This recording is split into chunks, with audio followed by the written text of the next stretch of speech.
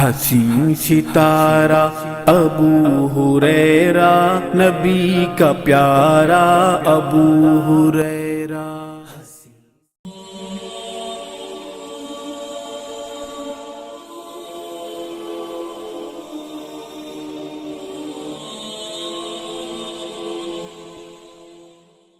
إن الحمد لله نحمده ونستعينه ونستغفره ونعوذ بالله من شرور أنفسنا ومن سيئات أعمالنا من يهده الله فلا مضل له ومن يضلل فلا هادي له وأشهد أن لا إله إلا الله وحده لا شريك له وأشهد أن محمدا عبده ورسوله يا أيها الذين آمنوا اتقوا الله حق تقاته ولا تموتن إلا وأنتم مسلمون يا أيها الناس اتقوا ربكم الذي خلقكم من نفس واحدة وخلق منها زوجها وبث منهما رجالا كثيرا ونساء واتقوا الله الذي تساءلون به والأرحام إن الله كان عليكم رقيبا يا أيها الذين آمنوا اتقوا الله وقولوا قولا سديدا يصلح لكم أعمالكم ويغفر لكم ذنوبكم ومن يطع الله ورسوله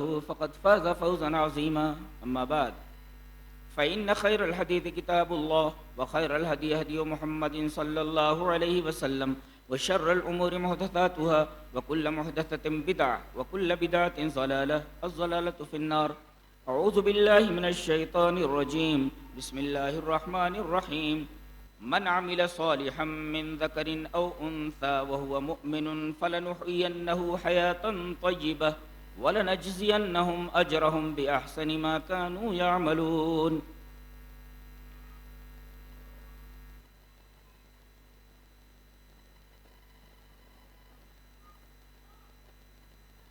حضرات علماء کرام، محترم بزرگوں، نوجوان بھائیوں، پیارے بچوں، پردہ نشین ماں اور بہنوں،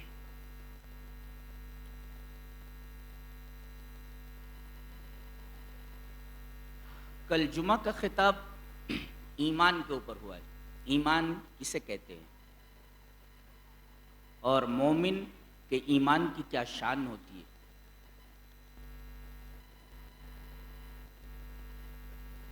ایمان کے ساتھ ساتھ ہمیشہ عمل صالح کا تذکرہ ہوتا ہے۔ آمنوا وعملوا الصالحات۔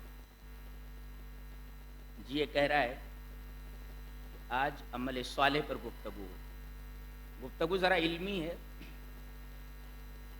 سمجھنے کی کوشش کریں۔ پہلے اس آیت کریمہ کا ترجمہ سمجھ لیں جو سورہ نحل کی ہے اور خطبہ مسنونہ کے بعد میں نے جس کی تلاوت کی۔ من عمل صالحا، جو بھی عمل کرے گا صالح،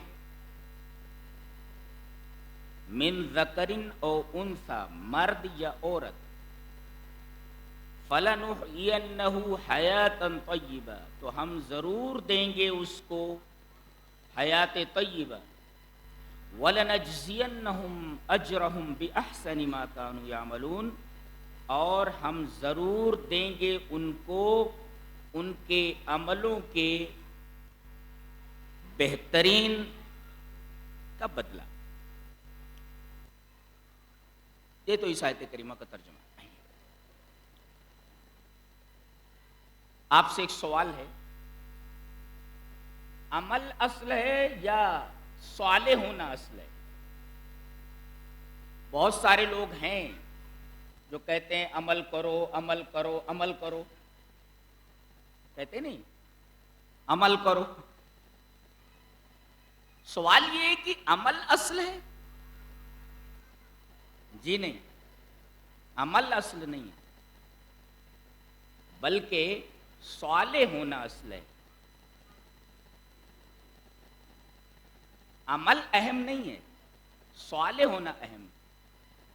ہم اپنے اس دعوے پر 3 دلیلیں پیش کر رہے ہیں۔ سو دلیل اول، اس حدیث اس طرح،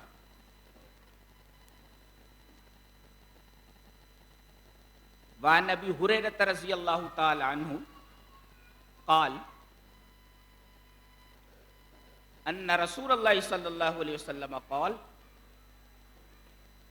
یا عن ابی ہریرہ رضی اللہ تعالی عنہ عن النبی صلی اللہ علیہ وسلم قال ان الرجل لیصلی 60 سنة وما تقبل له صلاة لعله يتم الركوع ولا يتم السجود ويتم السجود ولا يتم الركوع رواه المنذری فی الترغیب والترہیب وقال الالبانی هذا حدیث صحیح. یہ حدیث صحیح ہے علامہ البانی کے نزدیک، اور یہ روایت امام منذری اپنی کتاب ترغیب اور ترہیب میں لائے ہیں، اور اس کی تصحیح بھی علامہ البانی نے کی ہے. صحیح الترغیب والترہیب. حضرت ابو ہریرہ فرماتے ہیں کہ نبی اکرم صلی اللہ علیہ وسلم نے ارشاد فرمایا ایک آدمی 60 سال نماز پڑھتا ہے. کتنا؟ فار 60 ایئرس، 60 سال نماز پڑھتا ہے وہ. تقبل صلاۃ، اس کی ایک بھی نماز قبول نہیں ہوتی.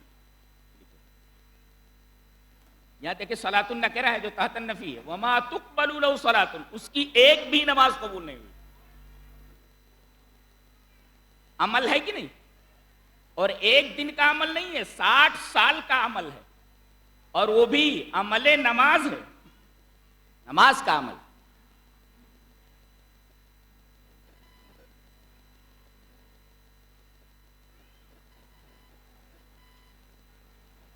تو عمل تو پایا گیا مگر قبول کیوں نہیں ہوا؟ سوال یہ،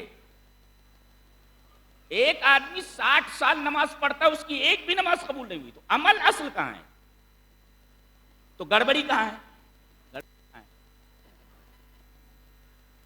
کہا تھا لعلہ یتم الرکوع ولا یتم السجود ویتم السجود ولا یتم الرکوع. رکوع اگر برابر کر رہا ہے تو سجدے برابر نہیں کر رہا، سجدے برابر کر رہا ہے تو رکوع برابر نہیں کر رہا ہے. یہی خرابی تھی. نتیجہ کیا ہوا؟ نبی کریم صلی اللہ علیہ وسلم نے فرمایا ایسے آدمی کی 60 سال کی عبادت پر پانی پھر گیا. عمل موجود ہے مگر ایک بھی عمل قبول نہیں ہوا. 60 سال کی نماز، ایک بھی نماز قبول نہیں ہوا. وما تقبل له صلاۃ. یہ پہلی دلیل ہے ہمارے اس دعوے پر. دوسری دلیل وان ابی وائل ان حذیفہ رضی اللہ تعالی عنہ رأى رجلا لا يتم الركوع ولا يتم السجود فلما قضى صلاة لو حذیفہ ما صلیت قال واحسبه قال لو مت على غیر سنت محمد صلی اللہ علیہ وسلم. رواہ البخاری فی کتاب الصلاۃ. حضرت امام بخاری رحمہ اللہ اس حدیث کو ایسے ہی کتاب الصلاۃ کے اندر لائے. ابو وائل یہ روایت کرتے ہیں کہ حضرت حذیفہ سے کہ حضرت حذیفہ نے ایک آدمی کو دیکھا کہ وہ نماز پڑھ رہا ہے اور رکوع اور سجدے برابر نہیں کر رہا ہے. لا یتم الرکوع ولا یتم السجود. فلما قضى صلاته، جب وہ اپنی نماز پوری کر چکا تو حضرت حذیفہ نے اسے بلایا، کہا کہ کیا کر رہے تھے؟ بولے نماز پڑھ رہا تھا. بولے ما صلیت، تو نے نماز نہیں پڑھی. دیکھیے یہاں نماز تو کہہ رہا نا میں نے پڑھی، وہ کہہ رہے تو نے نماز نہیں پڑھی. عمل موجود ہے مگر اس عمل کی نفی کر دی گئی ہے. دیکھ رہے ہیں آپ، وہ کہہ رہا میں نے نماز پڑھی، حضرت حذیفہ کہہ رہے ما صلیت، تو نے نماز نہیں پڑھی. کیوں بھائی؟ اور کر کیا رہا تھا؟ رکوع سجدے برابر نہیں کر رہا تھا. اور آخر میں ابو وائل جو اس روایت کے راوی ہیں، جو حضرت حذیفہ سے روایت کر رہے ہیں، وہ کہہ رہے ہیں کہ میرا خیال یہ ہے کہ حضرت حذیفہ نے اس آدمی سے یہ بھی کہا، قال واحسبہ قال، میرا خیال یہ ہے کہ انہوں نے اس آدمی سے یہ بھی کہا، حضرت حذیفہ نے، لو مت علی غیر سنت محمد صلی اللہ علیہ وسلم، اگر تو اسی طرح نماز پڑھتا ہوا مر گیا تو کم سے کم تیری موت سنت محمد پر تو نہیں ہوگی. اللہ دیکھیں یہاں نماز موجود ہے مگر کہا جا رہا ہے کہ تو نے نماز نہیں پڑھی. کیوں؟ اس لیے کہ اس نے یہ نماز سنت کے مطابق نہیں پڑھی ہے، اس وجہ سے اس کی اس نماز کے اوپر پورا پانی پھر گیا.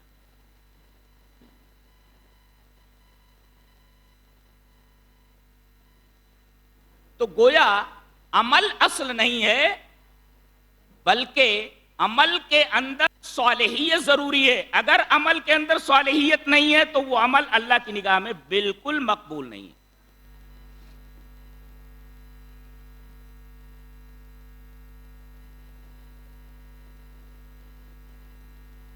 اب سوال یہ ہے کہ یہ عمل صالح کہتے کس کو ہیں؟ عمل صالح کب ہوتا ہے؟ عمل صالح کسے کہتے ہیں؟ تفسیر ابن قیم میں علامہ ابن قیم نے کہا کہ فالعمل الصالح هو الخالی من الریا والمقید بالسنہ. امام ابن قیم فرما رہے کہ عمل صالح کی ڈیفینیشن جانتے ہو کیا ہے؟ عمل صالح کب ہوتا ہے؟ جب دو چیزیں پائی جائیں. مستما فی امران، جس میں دو چیزیں جمع ہو جائیں تو وہ عمل صالح ہو جاتا ہے. کیا؟ ایک تو خالی من الریا، ریا سے خالی ہو، یعنی وہ خالص اللہ کے لیے ہو، دکھاوے کے لیے نہ ہو، کسی غیر کے لیے نہ ہو. اور دوسرے والمقید بالسنہ، اور سنت کے طریقے پر وہ عمل ادا کیا گیا ہو. ان دونوں میں سے اگر ایک بھی شرط نہ پائی جائے، ایک بھی بات نہ پائی جائے تو وہ عمل صالح نہیں ہوگا. عمل کی صالحیت کے لیے ضروری ہے کہ اس کے اندر دو چیزیں پائی جائیں، ایک تو وہ خالص اللہ کے لیے کیا گیا ہو اور دوسرے سنت کے مطابق کیا گیا ہو. یہاں نقطہ ملحوظ رکھیں کہ اگر عمل میں ریا آ گیا، عمل خالص نہیں رہا تو شرک ہے، اور عمل اگر سنت کے مطابق نہیں ہوا تو وہ بدعت ہے. اس کا مطلب عمل صالح کب ہوتا ہے؟ جب وہ شرک اور بدعت سے خالی ہو. اگر کسی عمل کے اندر شرک آ گیا یا بدعت آ گئی تو وہ عمل کبھی بھی صالح نہیں ہو سکتا. اسی وجہ سے آپ دیکھیں گے کہ اللہ تبارک و تعالی نے سورہ عنکبوت کے آخر میں اخلاص کا مقابل شرک ذکر کیا ہے. فَإِذَا رَكِبُوا فِي الْفُلْكِ دَعَوُا اللَّهَ مُخْلِصِينَ لَهُ الدِّينَ فَلَمَّا نَجَّاهُمْ إِلَى الْبَرِّ إِذَا هُمْ يُشْرِكُونَ. آپ دیکھ رہے ہیں کہ وہ جب سوار ہوتے ہیں اور دریا میں پھنس جاتے ہیں، کشتی لے کر سوار ہوئے اور پھنس گئے، طوفان آ گیا، انہیں لگا کہ کشتی اب ڈوبی کی تب ڈوبی، تو خالص اللہ کو پکارتے. وہاں پھر دیوی دیوتا یاد نہیں رہتے. دیکھو اللہ کو خالص کر کے پکار رہے ہیں، یہاں ریا نہیں ہے. اور اخلاص کے مقابل میں کہا گیا کہ جب یہ کنارے پر آ جاتے ہیں، ہم انہیں کنارے پر پہنچا دیتے ہیں، انہیں نجات دے دیتے ہیں، تو اذا ہم یشرکون، تو وہ شرک کرنے لگتے ہیں. یہاں اخلاص کا مقابل شرک ہے. پتہ یہ چلا کہ اگر عمل اخلاص سے خالی ہو تو شرک آ جاتا ہے، اور اگر سنت کے مطابق نہ ہو تو ظاہر ہے کہ وہ بدعت ہے. تو عمل صالح کے لیے ضروری ہے کہ وہ شرک سے خالی ہو اور بدعت سے خالی ہو. خالی من الریا والمقید بالسنہ، سنت کے مطابق ہو اور ریا سے خالی ہو. یہ تو عمل صالح کا مطلب ہوا. ایک بڑی عجیب بات کہ بہت ستا رہے ہو یار، پیسے مت دینا اس پہ، بہت بیکار قسم کا لاؤڈ اسپیکر لایا ابھی، اس کو پیسے مت دینا، پیسے مت دینا اس کو. تو عمل صالح جو ہوتا ہے اس کا اپنا ایک اثر ہوتا ہے، ہاں، اور اس کے مقابلے میں جو عمل غیر صالح ہے اس کا برا اثر ہوتا ہے. اللہ تبارک و تعالیٰ نے ایک جگہ ارشاد فرمایا، من عمل صالحا فلنفسہ ومن اساء فعلیہا وما ربک بظلام للعبید. طلباء بھی ہیں، علماء بھی ہیں، ذرا دیکھیں کہ اس کے اندر کتنی شاندار بات کہی گئی ہے کہ من عمل صالحا فلنفسہ، جو آدمی نیک عمل کرتا ہے، عمل صالح کرتا ہے، تو عمل صالح کا فائدہ خود اس کو پہنچتا ہے. اچھا، عمل صالح کا فائدہ خود اس کو پہنچتا ہے. آئیے اس بات حدیث سے پروف کرتے ہیں. وعن ابی قتادہ رضی اللہ تعالی عنہ قال كنا مع رسول اللہ صلی اللہ علیہ وسلم یوما فمر علیہ بجنازۃ فقال مستریح او مستراح منه. قلنا یا رسول اللہ ما مستریح و مستراح منه؟ فقال فالعبد الصالح یستریح من نصب الدنیا وہمها الى رحمت اللہ والعبد الفاجر یستریح منہ العباد والشجر والدواب.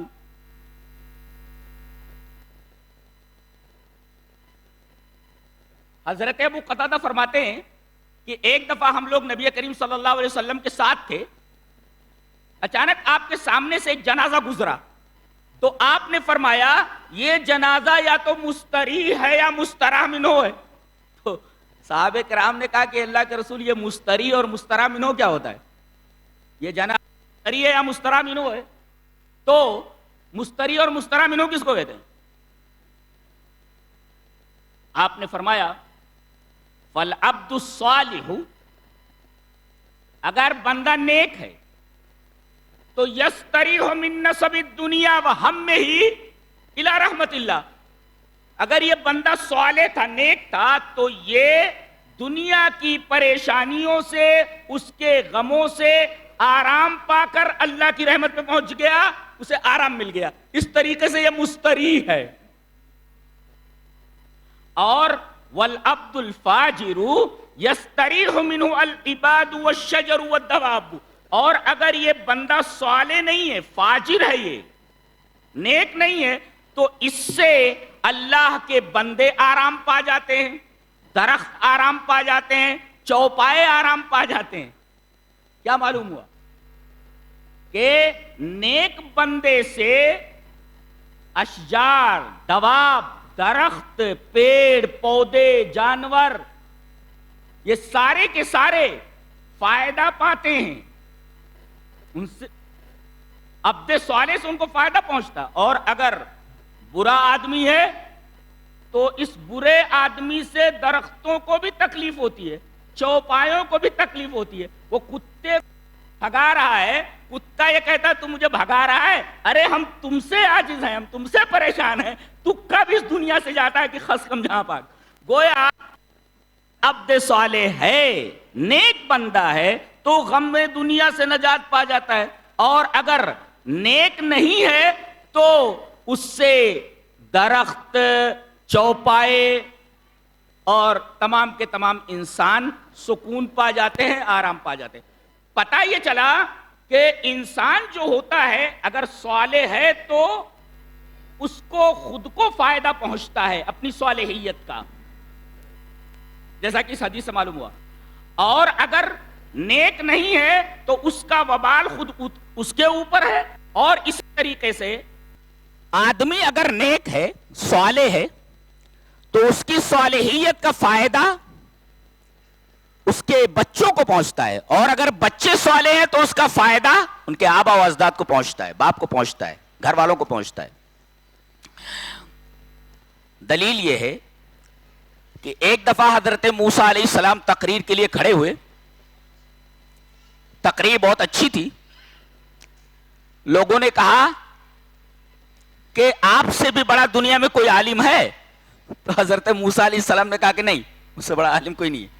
اور حقیقت بھی تھی، اس لیے کہ انبیاء بنی اسرائیل کا سب سے بڑا عالم ہے، انبیاء بنی اسرائیل کا سب سے معزز نبی ہے. جب کبھی ذکر کیا جاتا ہے تو حضرت موسیٰ علیہ السلام ہی کا تذکرہ آتا ہے. اور قرآن حکیم میں سب سے زیادہ تذکرہ حضرت موسیٰ علیہ السلام اور ان کی قوم کا ہے.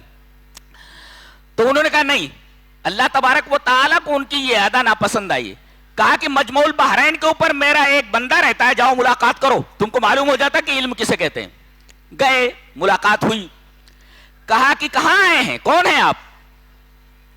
کہا کہ موسیٰ. کہا کہ کون موسیٰ؟ اس کا مطلب ہے کہ حضرت خضر کو غیب کا علم نہیں تھا. وہ پوچھ رہے کون موسیٰ. اب بتائیے، یہ کہہ رہے ہیں میں دنیا کا سب سے بڑا عالم ہوں، اور وہ بندہ اللہ کا کہہ رہا ہے میں تمہیں جانتا نہیں، تم کون ہو. اللہ اکبر، اتنا بڑا عالم ہے وہ. میں نہیں جانتا آپ کو. موسیٰ بنی اسرائیل. اچھا موسیٰ بنی اسرائیل کا موسیٰ ہو، ٹھیک ہے. کہاں، کیسے آئے؟ کہا کہ میں آپ کے پاس پڑھنے کے لیے آیا ہوں. کہا کہ میرے آپ کا داخلہ نہیں ہوتا، اس لیے کہ میرے ساتھ رہ کر تم صبر نہیں کر پاؤ گے. کہا کہ میں آپ کو یقین دلاتا ہوں لا آسی لک امرا، میں آپ کے کسی بھی حکم کی نافرمانی نہیں کروں گا. جیسے طالب علم ہوتا ہے یہی بولتا ہے نا، آپ اپنے اسکول میں داخلہ لے لیجئے، میں اسکول کے کسی قانون کی خلاف ورزی نہیں کروں گا. وہ لکھوا لیا بھی جاتا ہے. اچھا کہا کہ لیکن ایک شرط ہے، جو بھی کام کروں گا اس پر بولنا نہیں. بہرحال گئے، ایک گاؤں میں پہنچے، بھوکے پیاسے تھے، انہوں نے کھانا مانگا. استطعما، دونوں نے کھانا مانگا. استطعما سے بعض مفسرین نے کہا کہ دونوں کے دونوں انسان تھے، اس لیے کہ حضرت موسیٰ تو انسان تھے ہی. یہ کون تھے؟ حضرت خضر کے بارے میں کہتے ہیں کہ فرشتے تھے. نہ، اس لیے کہ فرشتوں کو کھانے کی ضرورت نہیں ہے. جن تھے، جن بھی نہیں، اس لیے کہ ان کو بھی کھانے کا جو معاملہ ہے وہ دوسرا ہے، دوسرے ٹائپ کا کھانا ہے ان کا. ان دونوں نے کھانا مانگا، جس سے مفسرین نے یہ کہا ہے کہ حضرت خضر بھی انسانی تھے. بہرحال فَأَبَوْا أَن يُضَيِّفُوهُمَا، ان دونوں کو مہمان بنانے سے گاؤں والوں نے انکار کر دیا. بیچارے کہیں رات بھر پڑے رہے. صبح جب چلنے لگے تو گاؤں میں ایک دیوار کے پاس سے گزرے، ایک گھر تھا، اس کی دیوار تھی، وہ دیوار گرائی چاہتی تھی. جدارا یرید ان ينقض، was a wall ready to collapse، گرنے والی تھی وہ. اب حضرت خضر آگے بڑھے اور اس گرتی دیوار کو اللہ تبارک و تعالیٰ نے جو ان کو خصوصی طاقت عطا فرمائی تھی سپورٹ دیا اور سیدھی ہو گئی دیوار. حضرت موسیٰ علیہ السلام غصے سے تلملا رہے تھے، غصے میں تو ہی تھے. انہوں نے کہا آپ نے یہ کیا کیا؟ یہ اتنے بخیل اور بدماش قسم کے لوگ تھے کہ انہوں نے 2 آدمیوں کا کھانا بھی مہیا نہیں کیا، کم سے کم ان کی دیوار سیدھی کی ہے تو ان سے پیسہ لے لیتے. لو شئت لاتخذت علیہ اجرا، پیسہ لے لیتے تھے. حضرت خضر نے کہا اب میرے ساتھ تم نہیں رہ سکتے، لیکن اس کا مطلب سمجھتے جاؤ. اور جو چیزیں کہ اس کا بھی مطلب سمجھایا انہوں نے، اس کا مطلب وہ سمجھا رہے. وَأَمَّا الْجِدَارُ فَكَانَ لِغُلَامَيْنِ يَتِيمَيْنِ فِي الْمَدِينَةِ وَكَانَ تَحْتَهُ كَنْزٌ لَهُمَا وَكَانَ أَبُوهُمَا صَالِحًا. یہ جو دیوار ہے جس کو میں نے سیدھا کیا، یہ اس شہر کے، اس گاؤں کے 2 یتیم بچوں کے گھر کی دیوار ہے. وَكَانَ تَحْتَهُ كَنْزٌ لَهُمَا، اور اس دیوار کے نیچے خزانہ گڑا ہوا ہے جو اس کے باپ نے گاڑا ہوا ہے. اگر یہ دیوار گر جاتی تو پورے گاؤں والے یہ خزانہ لوٹ لیتے. میں نے اس دیوار کو سیدھا کیا تاکہ وہ خزانہ محفوظ ہو جائے.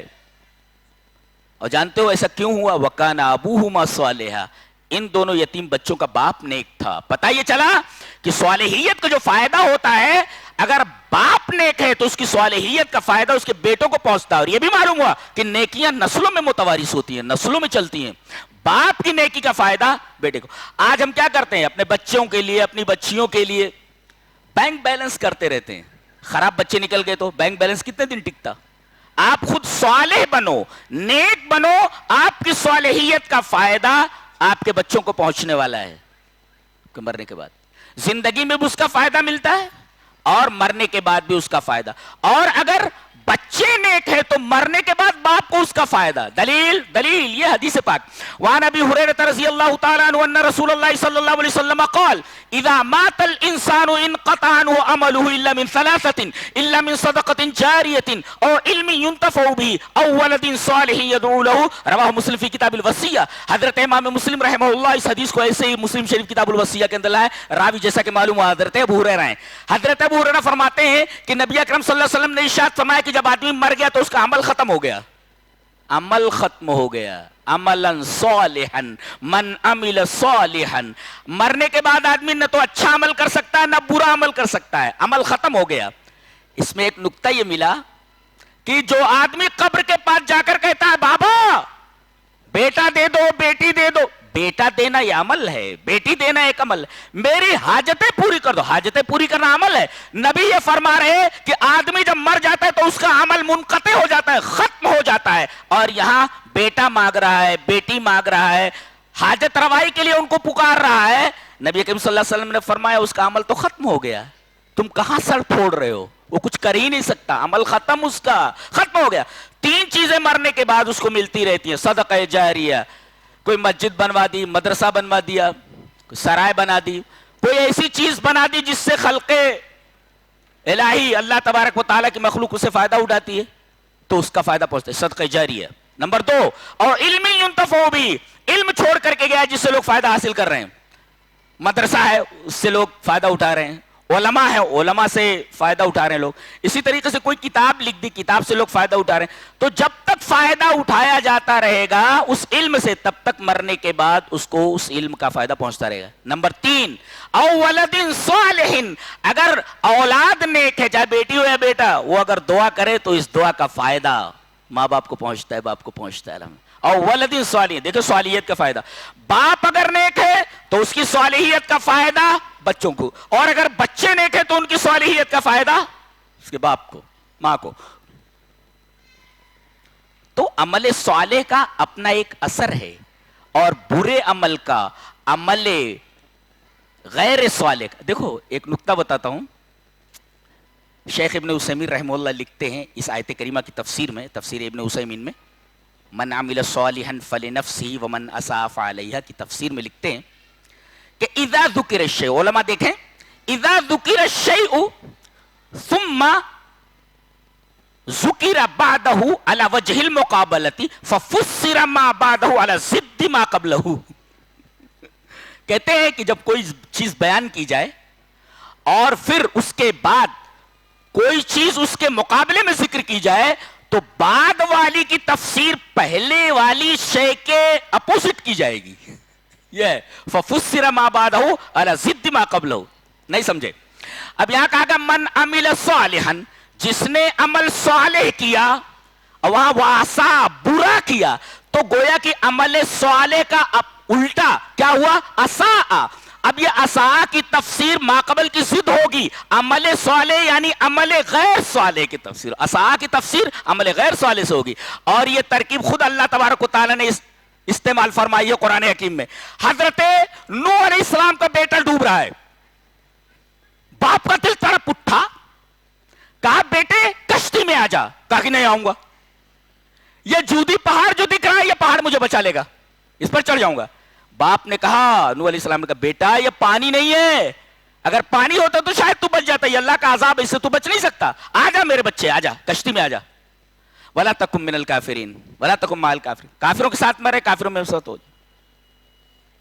بات ہو ہی رہی تھی، ایک موج آئی نیچے لے کر چلی گئی. بیٹا کیسا بھی خراب ہو، باپ کا دل تڑپ اٹھتا ہے اس کو مصیبت میں دیکھ کر کے، تکلیف ہوتی ہے. باپ کا دل تڑپ اٹھا، اللہ کے حضور دعا کے لیے ہاتھ اٹھا دیا، کہا قال نوح، نوح علیہ السلام نے کہا میرے رب ان ابنی من اہلی، میرا بیٹا میرے اہل میں سے، اور تو نے وعدہ کیا کہ تیرے اہل کو بچا لوں گا. ڈانٹ آئی، انہ عمل غیر صالح فلا تسأل لما لیس لک به علم انی اعیذک ان تکون من الجاہلین. اللہ اکبر. کہتے پیر بچا لیں گے، امام صاحب بچا لیں گے، فلاں صاحب بچا. دیکھو نبی ایک درخواست کر رہا، درخواست ریجیکٹ کر دی گئی بارگاہ الہی سے جی، اور ڈانٹ پڑی، میں تجھے نصیحت کر رہا ہوں کہ تو جاہلوں میں مت ہو جا. اللہ. تو دیکھو انہ عمل غیر صالح، یہ عمل غیر صالح، ایک ہوتا ہے عمل صالح، ایک ہوتا ہے عمل غیر صالح، ایک ہوتا ہے نیک عمل، عمل صالح، ایک ہوتا ہے عمل غیر صالح جو نیک عمل نہیں ہوتا، اس کا اپوزٹ ہے وہ.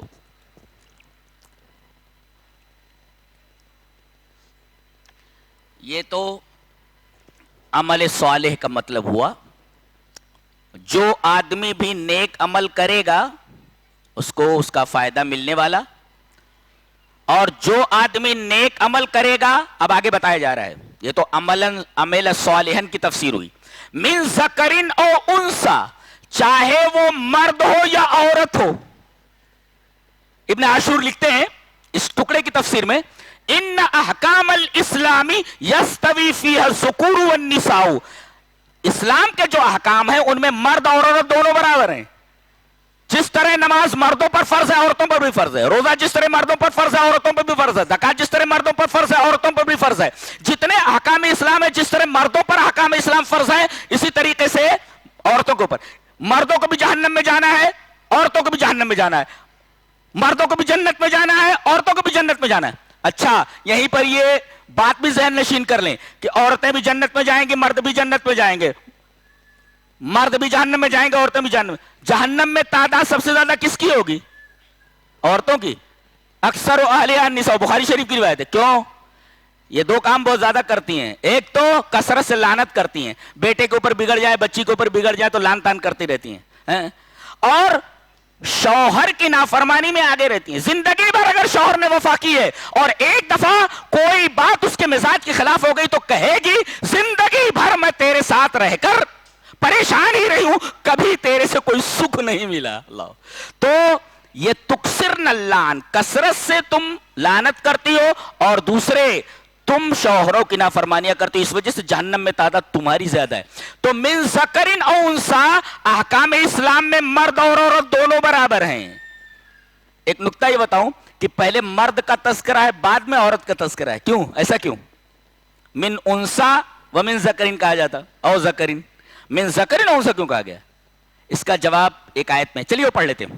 وَلَهُنَّ مِثْلُ الَّذِي عَلَيْهِنَّ بِالْمَعْرُوفِ وَلِلرِّجَالِ عَلَيْهِنَّ دَرَجَةٌ. یہ دو ٹکڑے ہیں اس آیت کریمہ میں جس میں دو سوالوں کا جواب دیا گیا ہے.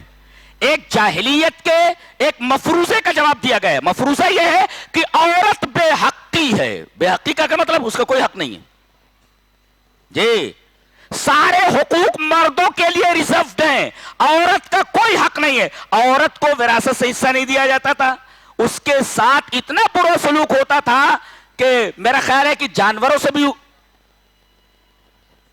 زیادہ ان کے ساتھ برا سلوک کیا جاتا تھا. انہیں حق دیا ہی نہیں جاتا تھا.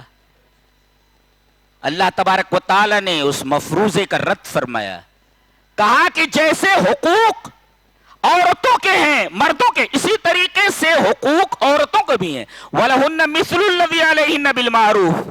تو اس مفروضے کا رد کیا گیا کہ عورت حق ہی نہیں رکھتی ہے, بتایا حق رکھتی ہے, اور جتنے حقوق تمہارے ہیں اتنے حقوق اس کے بھی ہیں. اچھا, پھر ایک اعتراض کا جواب دیا جا رہا ہے کہ مرد اور عورت دونوں برابر ہیں, جیسے کہتے ہیں مساوات نسواں, عورتوں کی برابری, اور اس کے لیے باقاعدہ تحریکیں چلتی ہیں کہ مرد جس طریقے سے آفس میں جاتا ہے عورت بھی اسی طریقے سے بے پردہ ہو کر کے آفس میں جائے. تو مساوات نسواں اس کے حامی موجود ہیں اور باقاعدہ ان کی تحریکیں ہیں. تو اس کا رد کرتے ہوئے فرمایا گیا ایسا نہیں ہے. وَلِلرِّجَالِ عَلَيْهِنَّ دَرَجَةٌ, مردوں کو یک گونا فضیلت حاصل ہے عورتوں پر. یہ دونوں ایک دوسرے کے برابر نہیں ہو سکتے. یہ ساخت کے اعتبار سے بھی, ذہن کے اعتبار سے بھی, قوت کے اعتبار سے بھی, گویا کہ دو سوالوں کے جوابات دیے گئے.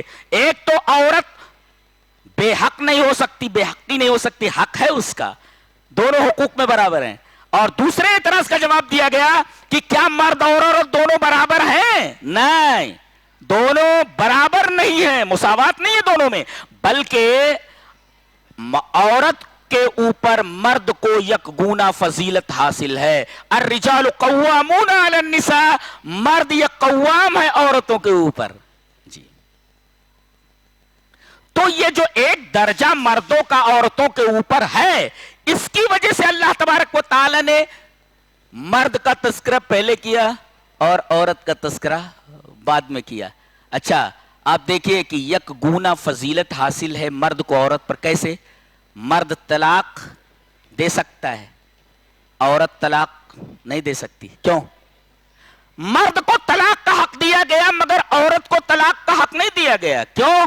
اس لیے کہ مرد کے اندر برداشت اور تحمل کی قوت زیادہ ہوتی ہے,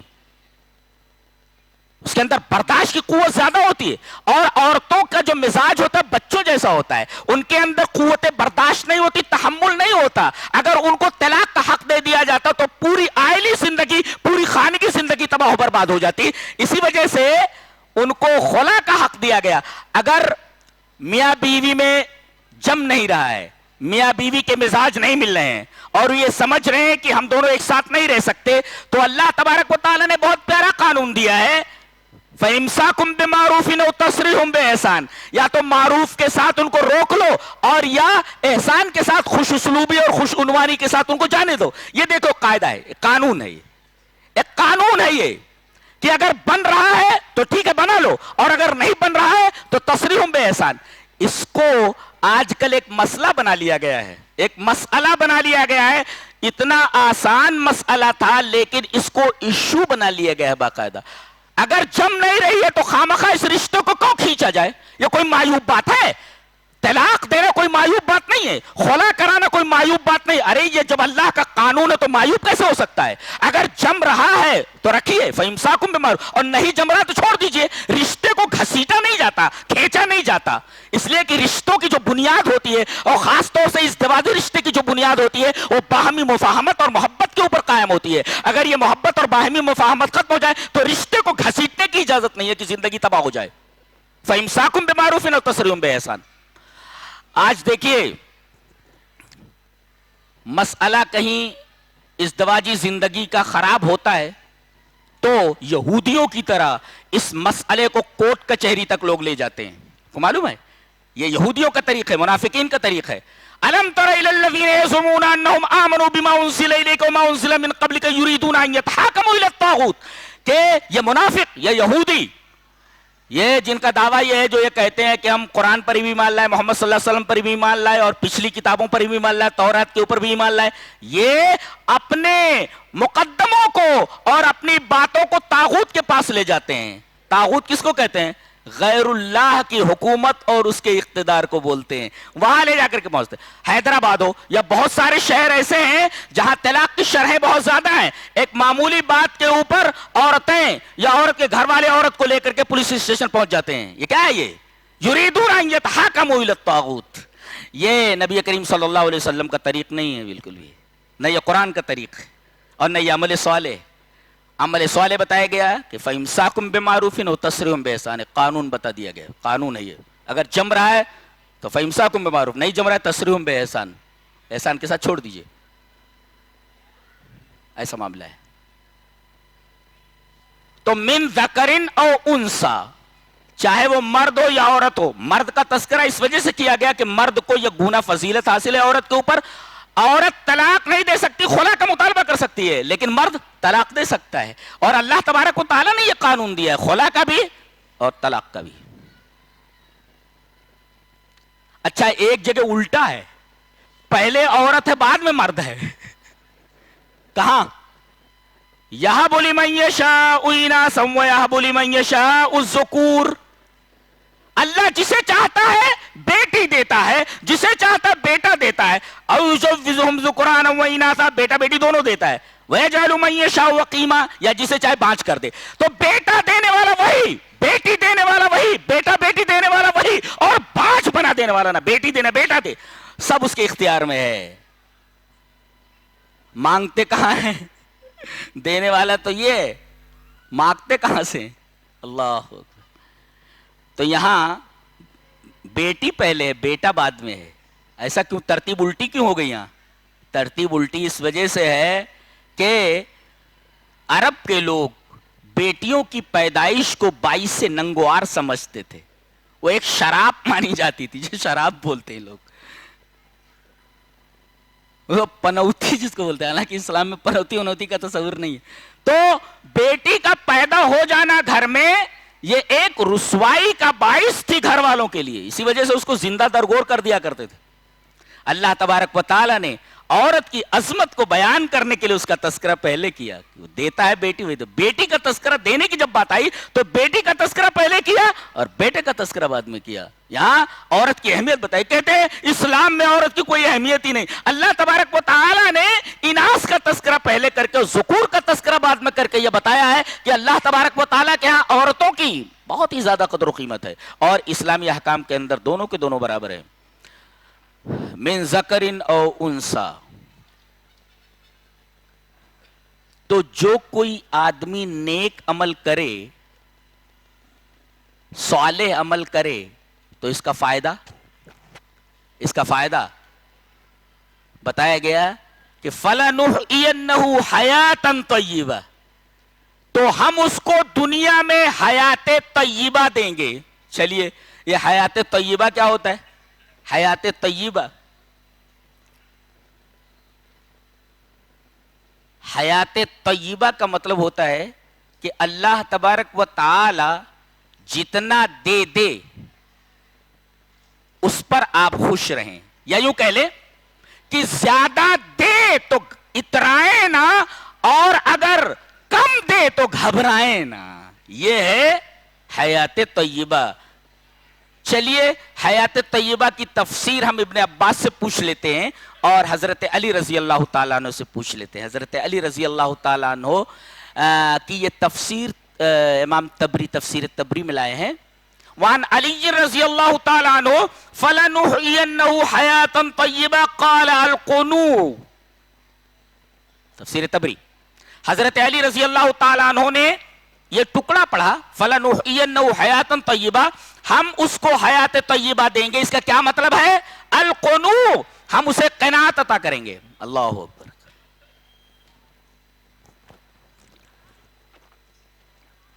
قناعت کس کو بولتے ہیں؟ قناعت کس کو؟ پہلے قناعت کا مطلب سمجھنے سے پہلے قناعت کی اہمیت سمجھ لیں. امام مسلم رحمۃ اللہ علیہ مسلم شریف کے اندر ایک روایت لائے ہیں, چلیے پڑھ لیتے ہیں. وعن عبد الله بن عمرو بن العاص رضي الله تعالى عنه ان رسول الله صلى الله عليه وسلم قال قد افلح من اسلم ورزق كفافا وقنعه الله بما آتاه. رواہ مسلم فی کتاب الزکات. حضرت امام مسلم رحمہ اللہ اس حدیث کو ایسے کتاب الزکات کے اندر لائے. راوی حضرت عبداللہ ابن عمرو بن العاص ہیں. وہ فرماتے ہیں کہ رسول اللہ صلی اللہ علیہ وسلم نے ارشاد فرمایا کہ تین چیزیں جس آدمی کے اندر آ گئی وہ کامیاب ہو گیا. قد افلح, وہ کامیاب ہو گیا. ایک بات بتاؤں, آج کسی ڈاکٹری پڑھنے والے بچے سے پوچھئے کہ اتنی محنت تم کیوں کر رہے ہو, کتنے گھنٹے پڑھتے ہو؟ بولے 24 گھنٹے میں 16 گھنٹے پڑھتا ہوں. کس لیے اتنی محنت کرتے ہو؟ کہا کہ I want to make my future bright, brighter brightest. میں اپنے فیوچر کو برائٹ کرنا چاہ رہا, میں اپنا فیوچر بنانا چاہ رہا ہوں. ایک آئی ایس کی تیاری کر رہا ہے بچہ, پوچھ رہا ہے کہ اتنی محنت, کتنی محنت کرتے ہو؟ بولے 24 گھنٹے میں 20 گھنٹہ پڑھتا ہوں یا 18 گھنٹے پڑھتا ہوں. پوچھا جائے کہ اتنی محنت تم کیوں کر رہے ہو, تو وہ یہ بتائے گا I want to make my future bright. یہی کہے گا نا, اپنے فیوچر کو میں برائٹ کرنا چاہتا ہوں. ایک دینی طالب علم سے پوچھئے جو مدرسے میں قرآن و حدیث کا علم حاصل کر رہا ہے, اس سے پوچھئے یہ تم جو علم پڑھ رہے ہو, محنت کر رہے ہو, اس کا مقصد کیا ہے؟ وہ بھی کہتا ہے I want to make my future bright. وہ بھی یہی بولتا ہے میں بھی اپنا فیوچر برائٹ کرنا چاہ رہا ہوں. دیکھو دونوں کا جواب ایک ہی ہے, دونوں محنت کر رہے ہیں اور دونوں کا جواب ایک ہی ہے. بتائیے کس کا جواب صحیح ہے زیادہ؟ ایک کا سوال دوسرے کا جواب, ایک کا سوال دوسرے کا جواب. دونوں نے جواب دیا اور دونوں کا جواب ایک ہی ہے. بتائیے اس میں کس کا جواب درست ہے اور بہترین ہے؟ اس لیے کہ اگر آپ دنیا کا علم پڑھ رہے ہیں تو مرنے کے ساتھ ہی آپ کا وہ علم ختم ہو گیا. اب آپ ڈاکٹر نہیں رہے, اب آپ آئی ایس نہیں رہے, آپ کا معاملہ ختم.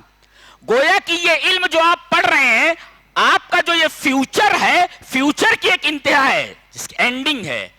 آپ کا فیوچر یہاں آ کر کے اینڈ ہو گیا. برائٹ تو آپ نے کیا آپ نے, لیکن یہاں اس فیوچر کا اینڈ ہو گیا. لیکن وہ جو دین کا علم حاصل کرنے والا شخص ہے, اب مرنے کے بعد اس کا فائدہ ختم نہیں ہوا, اس کا فیوچر آگے جا رہا ہے.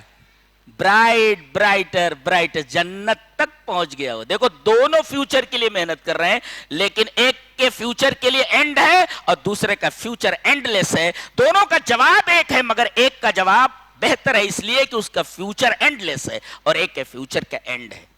تو قد افلح, کامیاب ہو گیا کون؟ جسے تین چیزیں حاصل ہو گئیں. حضرت عبداللہ ابن عمرو ابن العاص کی اس روایت کے اندر یہ تین باتیں مذکور ہے. قد افلح من اسلم, وہ آدمی کامیاب ہو گیا جو اسلام لے آیا. آج اسلام کی قدر معلوم نہیں ہے. اللہ فرماتا ہے سورہ ہجر کے اندر ربما یود الذین کفروا لو کانوا مسلمین. اس وقت جب جنت میں جاتا ہوا دیکھیں گے, ان کے داہنے ہاتھ میں نامہ اعمال دیے جانے کا منظر دیکھیں گے. جہنم کو قریب لے آیا جائے گا، جنت کو قریب لے آیا جائے گا، یہ سارے مناظر ان کے سامنے ہوں گے تو تمنا کریں گے۔ آج تو اسلام کے خلاف کتنے لوگ ہیں جو باتیں کر رہے ہیں، روز مسلمانوں کو تکلیف پہنچانے کے در پہ ہیں، نبی کریم صلی اللہ علیہ وسلم کو برا بھلا کہہ رہے ہیں۔ بتائیے اگر نبی کو کوئی برا بھلا کہے، ارے نبی کے بارے میں تم کو کیا معلوم؟ ایک تابعی ہے، وہ پوچھتے ہیں حضرت عائشہ سے کہ میں ایک سوال کرنا چاہتا ہوں، آئیے وہ حدیث پڑھ لیتے ہیں۔ وہاں سعد ابن حشام سألت عائشة رضی اللہ تعالی عنہ فقلت اخبرینی عن خلق رسول اللہ صلی اللہ علیہ وسلم فقالت كان خلقه القرآن رواہ احمد فی مسندہ۔ حضرت امام احمد بن حنبل رحمہ اللہ اس حدیث کو ایسے ہی مسند احمد کے اندر لائے۔ حضرت سعد ابن حشام حضرت عائشہ سے پوچھ رہے ہیں کہ اما عائشہ یہ بتائیے کہ نبی کریم صلی اللہ علیہ وسلم کی سیرت کیا تھی، آپ کے اخلاق کیا تھے؟ ارے بعض تو اتنے گئے گزرے ہیں، بعض لوگوں کا دماغ اتنا خراب ہے، جن لوگوں نے اسلام کا مطالعہ نہیں کیا ہے وہ نبی کو آتنکوادی اور نہ جانے کیا کیا معاذ اللہ کہہ رہے ہیں۔ حضرت عائشہ سے جو بیوی ہے آپ کی، ان سے ایک صاحب پوچھ رہے ہیں کہ آپ کی سیرت بتائیں، آپ کا اخلاق بتائیں، اخبرینی عن خلق رسول اللہ صلی اللہ علیہ وسلم، صلی اللہ علیہ وسلم کے اخلاق آپ بتائیں۔ حضرت عائشہ فرماتی قرآن پڑھتے ہو؟ کہا کہ قرآن پڑھتا ہوں۔ کہا کان خلقہ القرآن، آپ کی پوری سیرت قرآن ہے۔ یعنی ایک ہے قرآن مابین الدفتین، قرآن جو جلد و دو دلجوں کے درمیان ہے، اور ایک قرآن مدینہ اور مکہ کی گلیوں میں چلنے والا۔ یہاں حدیث کی حجیت کا بھی ثبوت ملا کہ حدیث حجت ہے، اس لیے کہ نبی کریم صلی اللہ علیہ وسلم نے قرآن حکیم کے اوپر عمل کر کے بتایا کہ یہ عمل صالح ہے، یہ عمل غیر صالح ہے۔ آپ نے اپنی پوری زندگی میں عمل صالح اور عمل غیر صالح کو ممیز کر کے بتایا، ڈیفرینشیٹ کر کے بتایا، یہ عمل صالح ہے، یہ عمل غیر صالح ہے۔ اور آپ کی پوری زندگی قرآن حکیم کی عملی تفسیر ہے، قرآن حکیم کی عملی تفسیر۔ اب بتائیے جس کی زندگی پوری کی پوری قرآن حکیم کی عملی تفسیر ہو، اس کو برا بھلا کہنا چاند پر تھوکنے کے مرادف ہے کہ نہیں؟ وہ تھوک رہا ہے، تھوک اس کے منہ کے اوپر گر رہا ہے۔ اللہ اکبر۔ اور ایسے لوگوں کو چھوڑا نہیں جاتا، اللہ تبارک و تعالیٰ ایسے لوگوں کو بخشتا نہیں ہے۔ اللہ نے خود وعدہ کر لیا اِنَّا کَفَيْنَاكَ الْمُسْتَهْزِئِينَ، ارے تیرا مذاق اڑانے والے کے لیے ہم کافی ہے، گالیاں دینے والے کے بارے میں تو چھوڑ دے۔ اِنَّا کَفَيْنَاكَ الْمُسْتَهْزِئِينَ۔ اللہ اکبر۔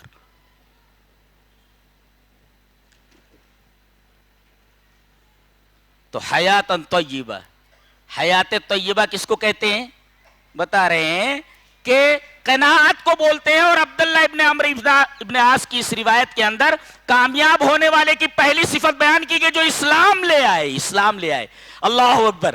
ربما یود الذین کفروا لو کانوا مسلمین، یہ اسلام کو برا بھلا کہنے والے اور اسلام کے خلاف سازشیں کرنے والے، اسلام جو لایا، اسلام کو لانے والے کو برا بھلا کہنے والے، قرآن حکیم بولتا ہے یہ تمنا کریں گے کہ کاش یہ مسلمان ہوتے۔ ربما یود الذین کفروا لو کانوا مسلمین، گویا کہ کامیابی یہ ہے کہ آدمی مسلم ہو جائے، کامیابی ہے۔ قد افلح من اسلم، وہ آدمی کامیاب ہو گیا جو اسلام لے آیا۔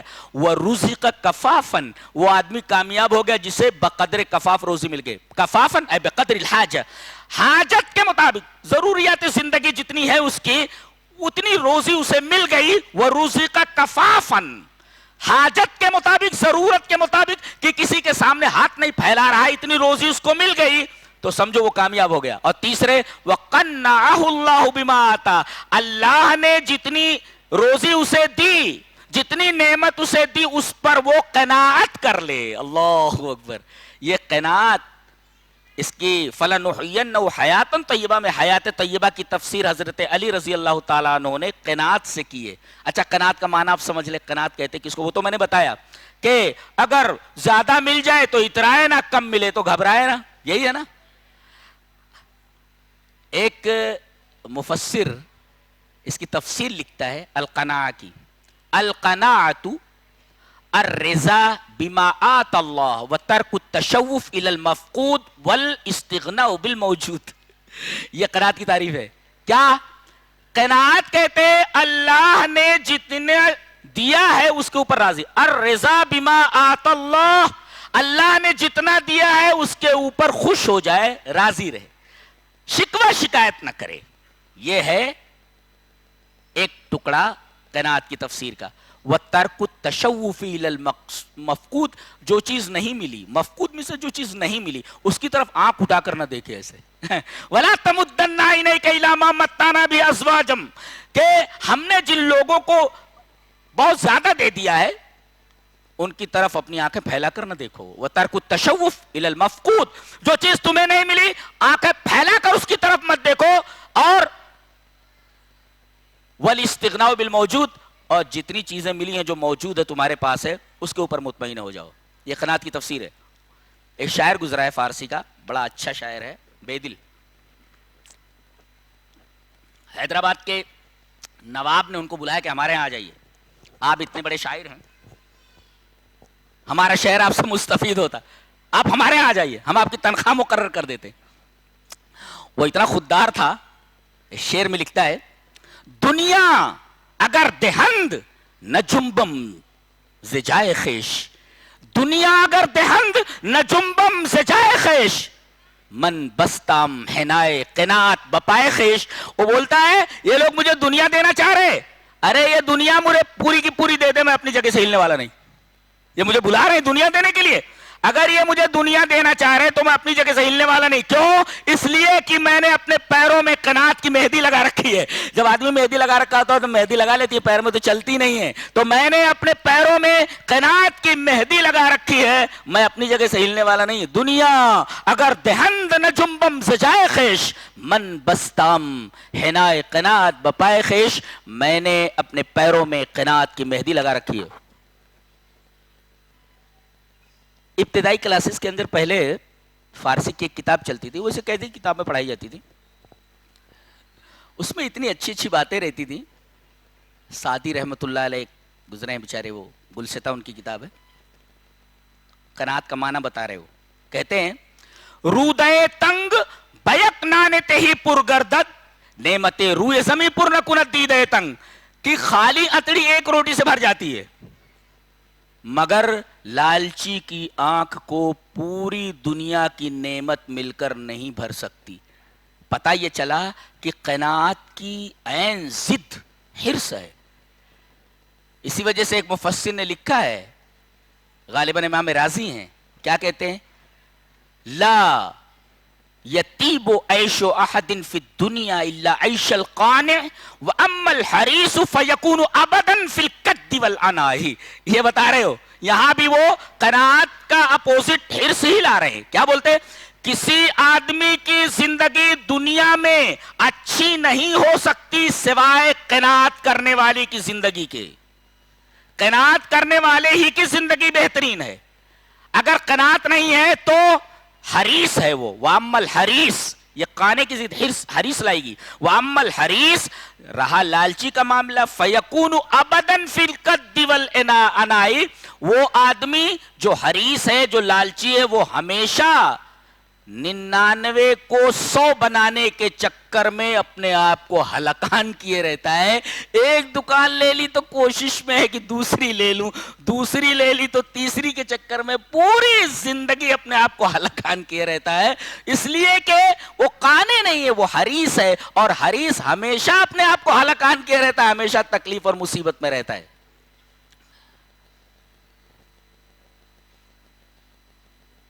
تو من عمل صالحا، جو آدمی نیک عمل کرے. ہم نے یہ دعویٰ کیا تھا کہ عمل اصل نہیں ہے، صالح ہونا ہے. یہی وجہ ہے. ایک نکتہ اور بتاتا ہوں کہ قرآن حکیم میں جگہ جگہ عمل کے بعد صالحات ہے. آمنوا وعملوا الصالحات، عمل کے ساتھ صالحیت ہے. لیکن ایک جگہ میں دلیل دے رہا ہوں کہ عمل اصل نہیں ہے، صالحیت اصل ہے. ایک جگہ صالحات ہے مگر وہاں عمل نہیں ہے. اس سے ایک مفسر نے نکتہ یہ نکالا ہے کہ دیکھیے ہر جگہ عمل کے ساتھ صالحات ہے، لیکن یہاں دیکھیے عمل نہیں ہے مگر صالح ہے. یہاں اس کا مطلب اصل عمل نہیں ہے، اہم جو ہے وہ عمل نہیں بلکہ اہم صالحیت ہے. کیا بتا رہے وہ؟ المال والبنون زینت الحیات الدنیا والباقیات الصالحات خیر عند ربک ثوابا وخیر عملا. یہاں دیکھ رہے ہیں آپ کہ الباقیات لایا گیا، عمل کا لفظ یہاں نہیں ہے بلکہ صرف صالحات لایا گیا، باقی رہنے والی صالح چیزیں. دیکھیں یہاں عمل نہیں بلکہ صالحات کا تذکرہ کیا گیا. پتہ یہ چلا کہ عمل اصل نہیں ہے بلکہ صالح ہونا اصل ہے. اور عمل صالح کب ہوگا؟ جب وہ ریا سے خالی ہو اور جناب محمد الرسول اللہ صلی اللہ علیہ وسلم کے طریقے کے مطابق ہو. تو من عمل صالحا، یہ عمل صالح کی اہمیت رہی. اور اس کے بعد یہ بتایا گیا کہ یہ عمل صالح جس طرح مردوں کے لیے ضروری ہے اسی طریقے سے عورتوں کے لیے بھی ضروری ہے. اور آگے یہ فرمایا گیا کہ اگر کوئی عمل صالح کرے، ہر چیز کا ایک نتیجہ ہوتا ہے، ایک ثمرہ ہوتا ہے. آدمی اگر نیک عمل کرے تو اس کا نتیجہ کیا ہوتا ہے وہ بتایا گیا. فَلَنُحْيِيَنَّهُ حَيَاتًا طَيِّبَةً، ہم اس کو دنیا میں حیات طیبہ عطا کریں گے. اور حیات طیبہ کی تفسیر آپ نے دیکھ لی، القناعت، یعنی ہم اسے قناعت عطا کریں گے، پوری زندگی اس کی سکون و اطمینان سے گزرے گی. اس کے بعد دوسری چیز، یہ تو دنیا کے اندر ہم نے آپ کو حیات طیبہ عطا کی ہے قناعت دے کر کے، رزق حسن دے کر کے. اور آخرت میں ہم کیا عطا کریں گے وہ بتایا گیا.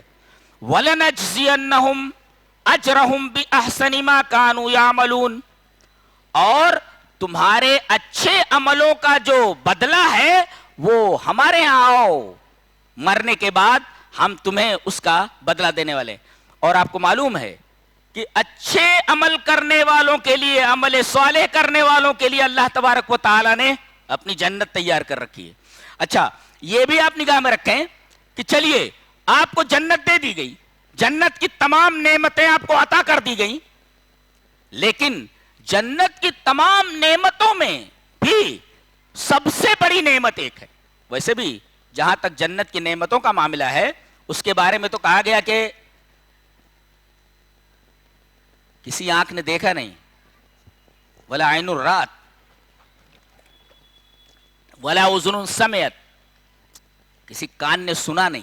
اللہ، بڑی سے بڑی خوبصورت چیزیں، بڑی سے بڑی بلڈنگیں، بڑی سے بڑی چیزیں آدمی اگر دیکھ نہیں پاتا تو کم سے کم سنتا ضرور ہے.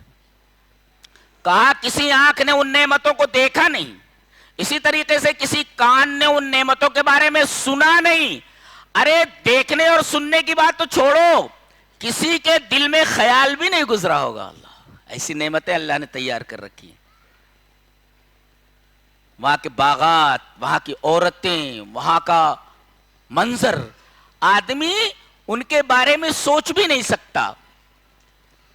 اور سب سے بڑا جو معاملہ کیا جائے گا جنتیوں کے ساتھ، سب سے بڑی نعمت دینے کا، اس نعمت کا تذکرہ نبی کریم صلی اللہ علیہ وسلم کی ایک حدیث میں موجود ہے. چلیے پہلے وہ حدیث پڑھ لیتے ہیں. حدیث اس طرح، وان صہیب رضی اللہ تعالی عنہ عن النبی صلی اللہ علیہ وسلم قال یقول اللہ تبارک و تعالی، عن صہیب رضی اللہ تعالی عنہ عن النبی صلی اللہ علیہ وسلم قال اذا دخل اہل الجنة الجنة قال یقول اللہ تبارک و تعالی تريدون شيئا ازيدكم فيقولون الم تبيض وجوهنا وتدخلنا الجنة وتنجنا من النار قال فيكشف الحجاب فما اوتوا شيئا احب اليهم من النظر الى ربهم عز وجل. رواہ مسلم فی کتاب الایمان. حضرت امام مسلم رحمۃ اللہ علیہ اس حدیث پاک کو ایسے ہی مسلم شریف کتاب الایمان کے اندر لائے ہیں. راوی حضرت صہیب رومی ہیں. وہ فرماتے ہیں کہ نبی کریم صلی اللہ علیہ وسلم نے ارشاد فرمایا کہ تمام جنتی اپنے عمل صالح کی وجہ سے اچھا ایک بات اور، ایک حدیث میں ہے کہ آدمی اپنے عملوں کی وجہ سے جنت میں نہیں جائے گا بلکہ اللہ کے رحم کی وجہ سے جنت میں جائے گا. تو یہاں یہ کہا جا رہا ہے تمہارے عملوں کی وجہ سے تمہیں جنت ملے گی اور ہم تمہارے عملوں کا بہترین بدلہ جنت کی شکل میں دیں گے. اور ایک حدیث میں ہے بخاری کی کہ آدمی عملوں کی وجہ سے نہیں، یہاں تک کہ نبی کریم صلی اللہ علیہ وسلم بھی اپنے عملوں کی وجہ سے جنت میں نہیں جائیں گے. تو بظاہر ایسا لگتا ہے جیسے دونوں حدیثیں ٹکرا رہی ہوں، تعارض ہے. جواب اس کا یہ ہے کہ سبب حقیقی، ایک چیز کے کئی سبب بھی ہو سکتے، کئی سبب ہو سکتے ہیں. جیسے کسی محلے کے اندر گندگی کا ایک ڈھیر ہو اور اس گندگی سے جراثیم نکل نکل کر کے پورے محلے والوں کو بیمار کر رہے ہیں،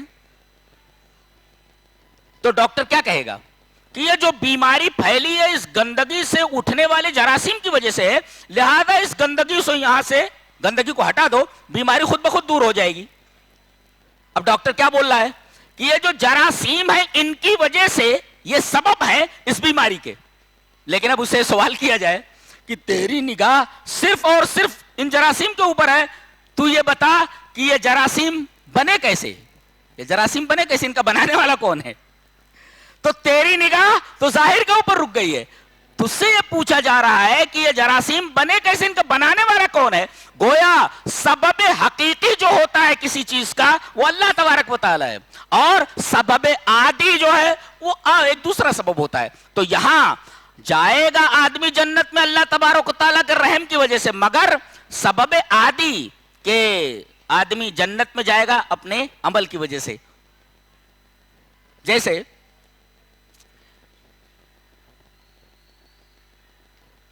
ایک مثال میں نے پڑھی تھی کہ ایک شخص نے خوبصورت عمارت بنائی، بلڈنگ بنائی، اور اعلان کر دیا کہ میں اپنی اس بلڈنگ کو نیلام کرنے والا ہوں، لہذا اس بلڈنگ کو خریدنے والے لوگ فلاں ٹائم فلاں وقت پر یہاں حاضر ہو جائیں اور اس کی بولی لگائیں. تمام لوگ وہاں جمع ہو جاتے، بلینئر ملینئر سب کے سب جمع ہو جاتے.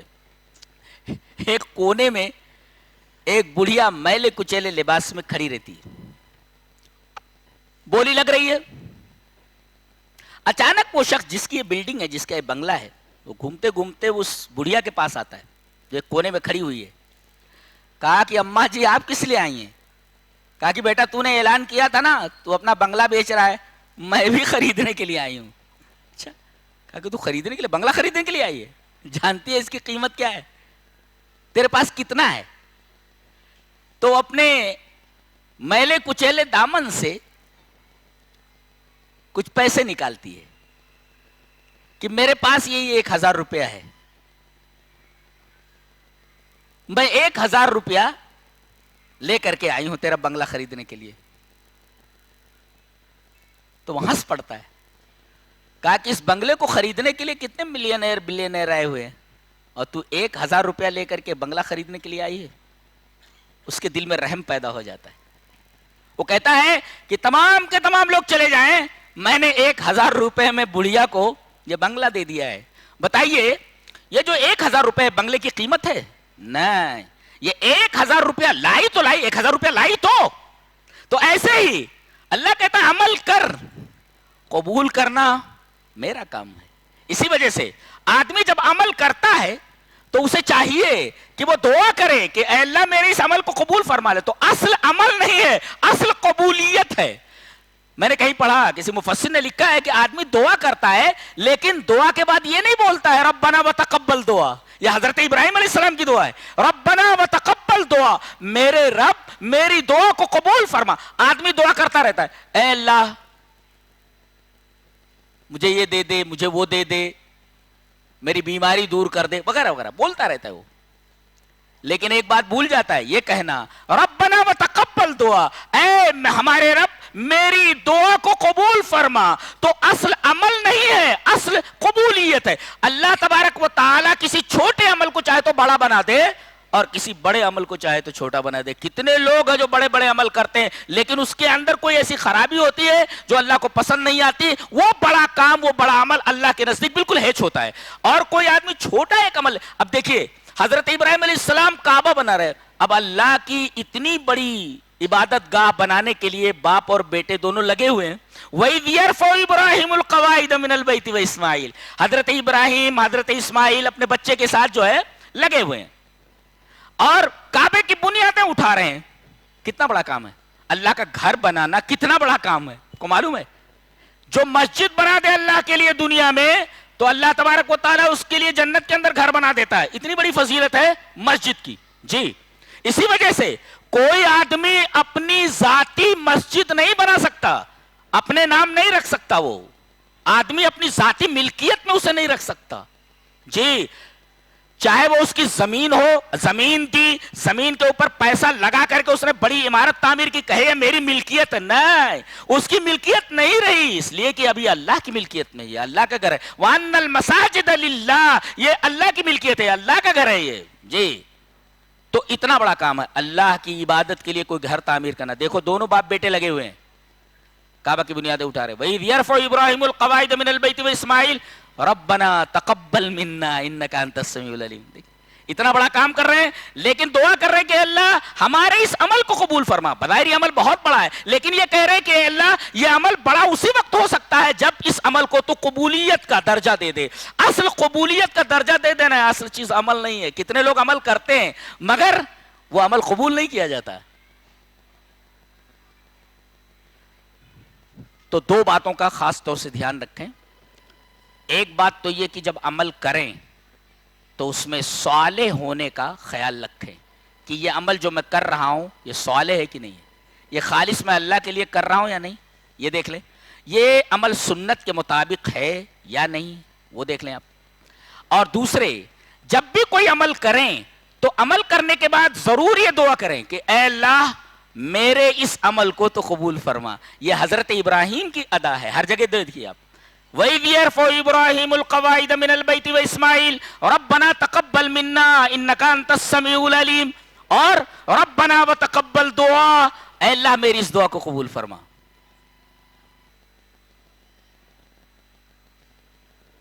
اگر اس پورے بیان کے اوپر آپ نگاہ کریں, دیکھیں, تو آپ کو شریعت کی پوری بنیاد مل جاتی ہے. شریعت کی پوری بنیاد مل جاتی ہے کہ ساری چیزیں ایمان کے بعد عمل صالح کے اوپر ٹکی ہوئی ہیں, اور عمل صالح نام ہے ریا سے خالی عمل کا اور نبی کریم صلی اللہ علیہ وسلم کی سنت کے مطابق ہونے کا. اللہ ہمیں نیک عمل اور اچھی سمجھ کی توفیق عطا فرمائے. وآخر دعوانا الحمدللہ رب العالمین. مزید علماء اور مقررین کے بیانات سننے کے لیے ہمارے YouTube چینل کو سبسکرائب کیجیے. جزاک اللہ.